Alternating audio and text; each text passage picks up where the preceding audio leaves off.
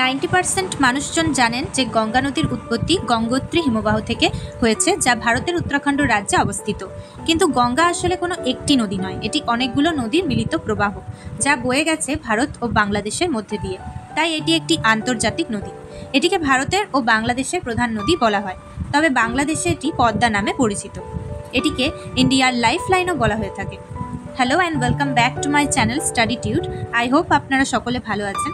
আজকে আমরা গঙ্গা নদীর উৎপত্তি সম্পর্কে জানবো, তার সঙ্গে আরও কিছু গুরুত্বপূর্ণ তথ্য জানবো যা আমাদের বিভিন্ন পরীক্ষার ক্ষেত্রে কাজে লাগে। তো চলুন ভিডিওটি শুরু করা যাক। এটি হলো ভারতের উত্তরাখণ্ড রাজ্য, যা 2002 সালে উত্তরপ্রদেশ রাজ্যটি থেকে আলাদা করা হয়েছিল। 2002 সালের 9 নভেম্বর এটিকে উত্তরপ্রদেশ রাজ্য থেকে আলাদা করে তৈরি করা হয়েছিল। এই উত্তরাখণ্ড রাজ্যে আমরা দেখতে পাচ্ছি দুটি ডিভিশন আছে, একটা হলো গাড়োয়াল ডিভিশন এবং একটা হলো কুমায়ুন ডিভিশন। তো কুমায়ুন ডিভিশন সেটা কমলা রঙে দেখানো হয়েছে এবং গাড়োয়াল ডিভিশনটিকে হালকা হলুদ রঙে দেখানো রয়েছে। এখন এই গাড়োয়াল ডিভিশন বা বিভাগের মধ্যে যে 7টি জেলা রয়েছে সেগুলি হলো উত্তরকাশী, চামোলি, রুদ্রপ্রয়াগ, তেহরি, গাড়োয়াল, দেরাদুন, পাউরি গাড়োয়াল এবং হরিদ্বার। কুমায়ুন বিভাগটিতে 6টি জেলা রয়েছে: পিথোরাগড়, বাগেশ্বর, আলমোড়া, নৈনিতাল, চম্পাবত এবং উধম সিং নগর। উত্তরাখণ্ড রাজ্যের পশ্চিমে হিমাচল প্রদেশ এবং দক্ষিণে উত্তরপ্রদেশ অবস্থিত। গাড়োয়াল বিভাগের উত্তরে তিব্বত এবং পূর্বে কুমায়ুন অঞ্চলটি অবস্থিত। এখন এই উত্তরাখণ্ডের উত্তরকাশী ডিস্ট্রিক্টটিতেই অর্থাৎ উত্তরকাশী জেলাটিতেই সবথেকে বেশি গ্লেশিয়ার্স বা হিমবাহগুলি দেখতে পাওয়া যায়, আর এখানেই রয়েছে গঙ্গোত্রী হিমবাহটি। তবে এর আশেপাশে আরও বহু হিমবাহ রয়েছে যেগুলি থেকে নানান নদীর উৎপত্তি হয়েছে এবং সেগুলি সবকটি মিলিত হয়েছে এই গঙ্গা নদীর সাথে। এখন কোনো দুটি নদী যেখানে সঙ্গমস্থল হয় বা মিলিত হয় সেই জায়গাটিকে বলা হয় প্রয়াগ। এখানে গঙ্গা নদীর সাথে যে নদীগুলি এসে মিলিত হয়েছে সেই সঙ্গম স্থলগুলিকে বলা হয় প্রয়াগ এবং সেই প্রয়াগগুলি বিভিন্ন নামে পরিচিত। তো চলুন আমরা এগুলো ছবির মাধ্যমে দেখে নেব। এই ম্যাপটিতে আমরা দেখতে পাচ্ছি যে এখানে রয়েছে অলকানন্দা নদী এবং এখানে হচ্ছে ভাগীরথী নদী। দুটো মিলে যাওয়ার পর এখান থেকে এটি হচ্ছে গঙ্গা, যেটা বয়ে আসছে এবং ধীরে ধীরে করে সেটা বাংলাদেশ দিয়ে প্রবেশ করছে। তাহলে এই অলকানন্দা নদী এবং ভাগীরথী নদী যেখানটায় মিলিত হচ্ছে সেখান থেকে এই নদীটার নাম হচ্ছে গঙ্গা নদী। এখন এই অলকানন্দা নদী, তার সাথে কিন্তু এর আগে বহু নদী এসে মিলিত হয়েছে, তো সেগুলোকে বলা হয় অলকানন্দা নদীর সাথে বিভিন্ন নদীর সঙ্গম। তো সেই সঙ্গমগুলো কী কী রয়েছে এবং সেগুলিকে প্রয়াগ নামে ডাকা হচ্ছে, সেই প্রয়াগগুলির আলাদা আলাদা নাম রয়েছে। চলুন সেটা দেখে নিই। প্রথমেই এখানে দেখতে হবে যে এখানে রয়েছে বদ্রীনাথ, আর এই বদ্রীনাথের কাছেই উপরের দিকে রয়েছে শতপন্থ হিমবাহ, যেটা প্রায় 13 কিলোমিটার লম্বা, যেটা উত্তরাখণ্ডের চামোলি ডিস্ট্রিক্টে রয়েছে।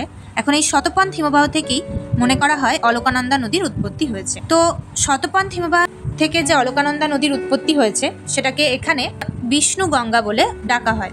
তো এখানে মনে করা যাক যে এটা বিষ্ণু গঙ্গা এবং এদিক থেকে আসছে ধৌলি গঙ্গা, যাদের দুটোরই উৎপত্তি এই বদ্রীনাথের কাছাকাছি থেকে বা শতপন্থ হিমবাহ থেকে।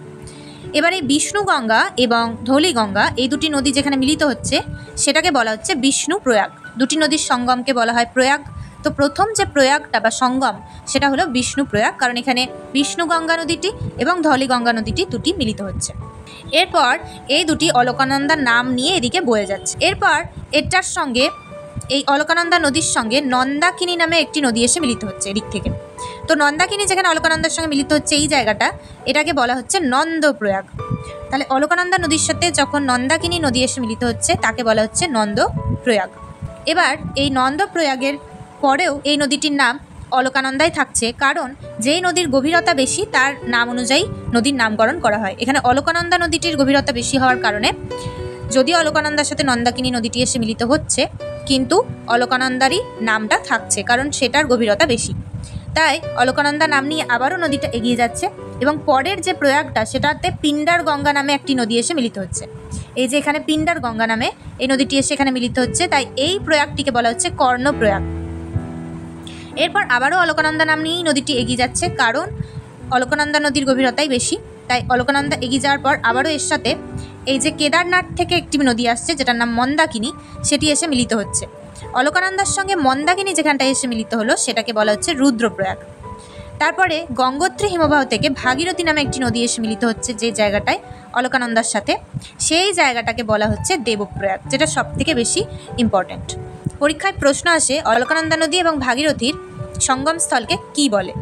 সঙ্গমস্থলকে দেবপ্রয়াগ বলে এবং এই দেবপ্রয়াগ থেকে পরবর্তীতে নদীটির নাম হয়ে যাচ্ছে গঙ্গা, কারণ এখানে অলকানন্দা নদী এবং ভাগীরথী নদী উভয়েরই গভীরতা একই, তাই এরপর থেকে নদীটার নাম হচ্ছে নতুন একটা নাম গঙ্গা নদী।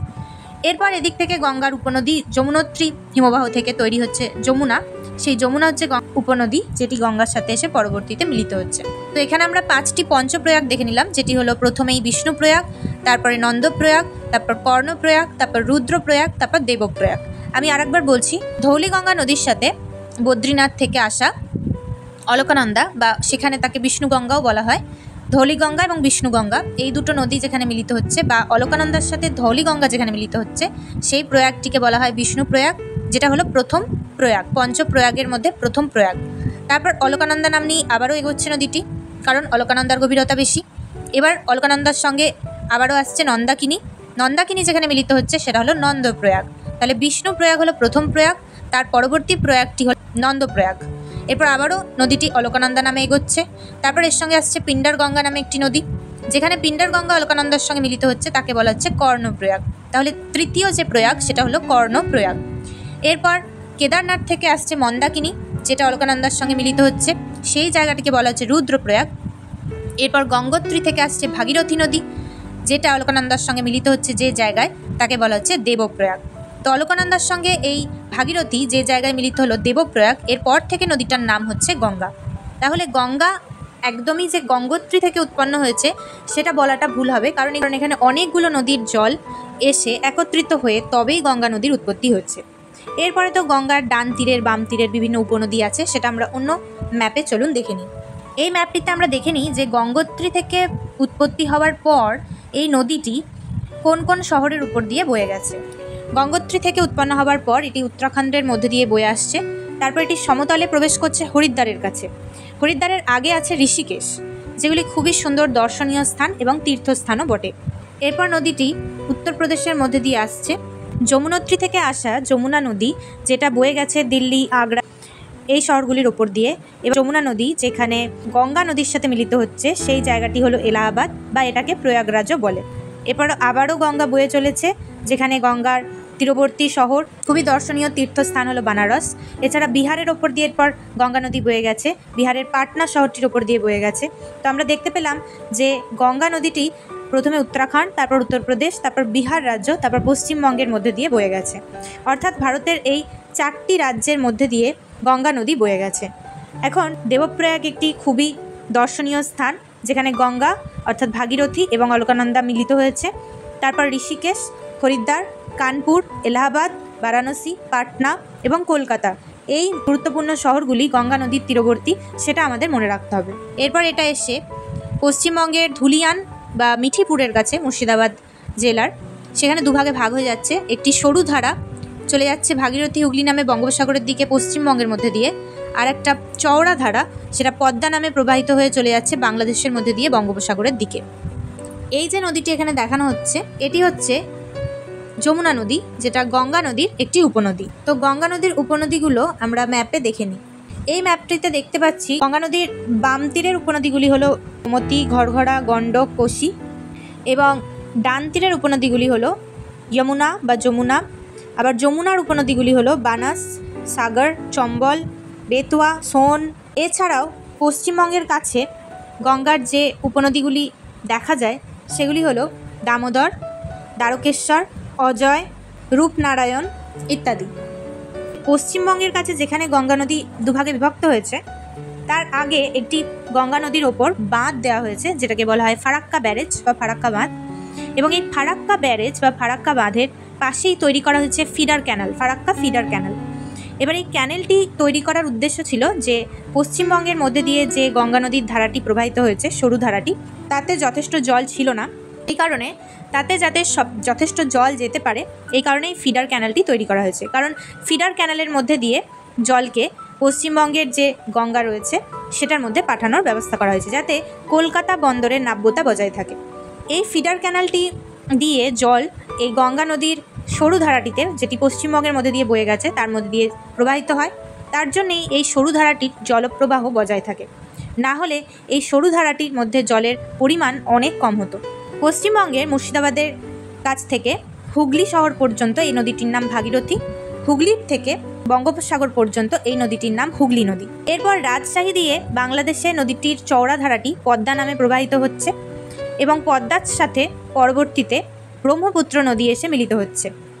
বাংলাদেশে ব্রহ্মপুত্র নদীটি প্রবেশ করার পর এটি যমুনা নামে পরিচিত হয়।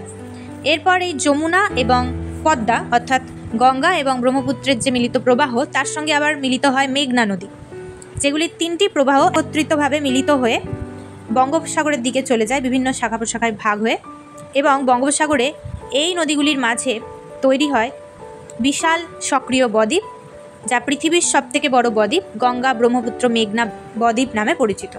তাহলে আমরা আজকের ভিডিওতে গঙ্গা নদীর উৎপত্তি কোথায় হয়েছে এবং সেটি কিভাবে কোন কোন রাজ্যের মধ্যে দিয়ে প্রবাহিত হয়েছে সেটি দেখে নিলাম। আপনাদের যদি ভিডিওটি ভালো লেগে থাকে তাহলে অবশ্যই লাইক করতে পারেন, শেয়ার করতে পারেন, আর এরকমই আরও ভিডিও দেখার জন্য সাবস্ক্রাইব করে রাখতে পারেন। আজকের মতো ভিডিওটি এখানেই শেষ করছি। সবাই ভালো থাকবেন।